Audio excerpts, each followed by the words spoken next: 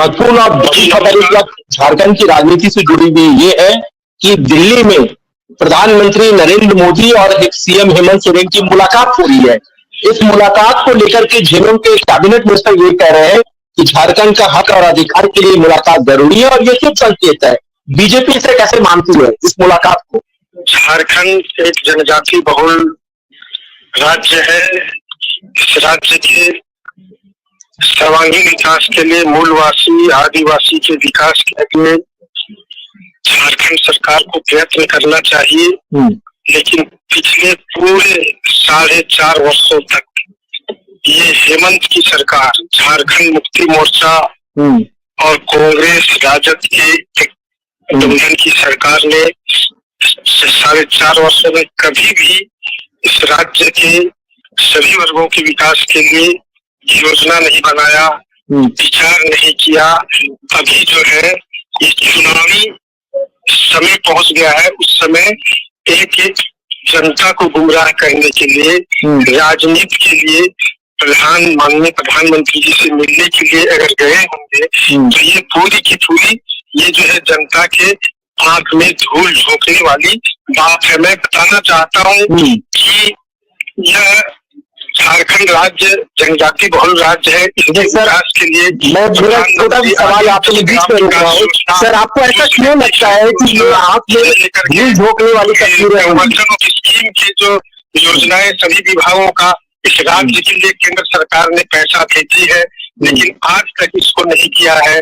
और तो और जल जंगल जमीन की बात करने वाली है झारखंड मुक्ति मोर्चा।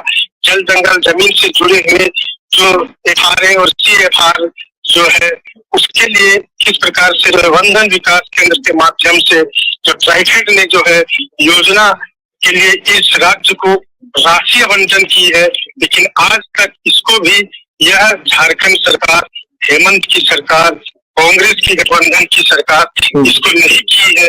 और अभी यह क्या दिखाना चाहती है प्रधानमंत्री जी से मिलकर के कि मैं राज्य का विकास के लिए मैं तत्पर हूँ। अगर ये तत्पर रहते तो इन 4 वर्षों में बहुत विकास होता। आज यहाँ विकास की कोई भी योजनाएं दिखाई नहीं देती है। सर, आपको क्यों लगता है कि ये जो मुलाकात हो रही है, ये जो मुलाकात के लिए जो समय मांगा गया है, ये आंख में धूल झोंकने की कोशिश है जनता की नजरों में? निश्चित रूप से ये जो है जनता के आंखों में धूल झोंकने का ही काम ये कर रहा है। प्रारंभ से ही इन लोगों ने जो है हमारे जनजाति मूलवासी सभी लोगों को ये धूल झोंकते ही आया है और केवल उन लोगों का सेंटिमेंटल बात करता है, लेकिन सेंटिमेंट्स की कोई भी काम को आगे नहीं बढ़ाता है।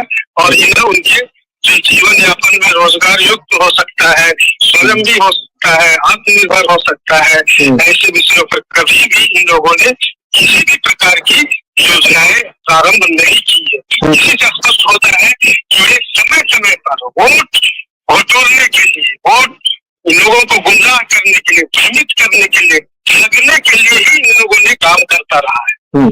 सर, चलते चलते ये बता दीजिए कि जेएमएम तो ये मान के चल रही है या फिर वो उनके बयान ये आ रहे हैं कि जो जमी हुई बर्फ थी हेमंत सोरेन की गिरफ्तारी के बाद जो तल्खियां थी उसे कहीं ना कहीं ये दूर हो रही है। इस मुलाकात से वो तल्खियां दूर होंगी और राज्य के विकास जो है वो पटरी पर आएंगी। केंद्र और राज्य का सहयोग और हम कह सकते हैं परस्पर रूप से समन्वय जो और बेहतर होगा।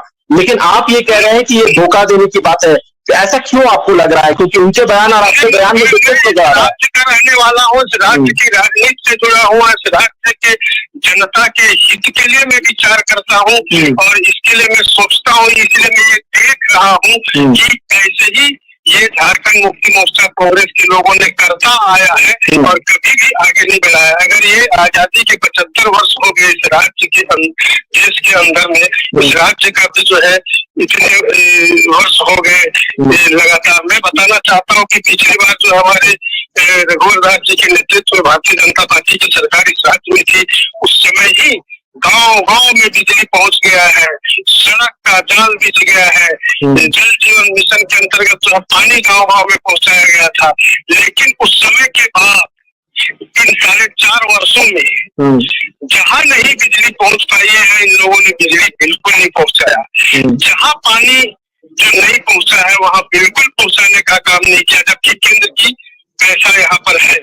और जो है सड़क भी अभी जहाँ नहीं पहुंचा है वहां नहीं पहुंचा है, क्योंकि उस समय के बाद में ये काम ही बंद हो गया है। ये लोग केवल जो है केवल अपना झोली भरने का काम कर रहा है। गांव के लोगों का झोली कैसे भरे, कैसे उनका पेट भरे, कैसे उनको रोजगार मिले, कैसे उनकी उन्नति कैसी हो, कैसे उनको सिंचाई की व्यवस्था हो, कैसे इनकी स्वास्थ्य की व्यवस्था की दुरुस्त हो, कैसे शिक्षा के क्षेत्र में ये और आगे बढ़े। सर मैं आपको रोक रहा हूँ, इसीलिए मैं ये कहना चाहता हूँ कि ये लोग जो है केवल और केवल जनता को ठगने का, आंखों में धूल झोंकने का ही काम करता रहा है। चलिए सर, आपने इतना बहुमूल्य वक्त दिया, इसके लिए बहुत बहुत धन्यवाद।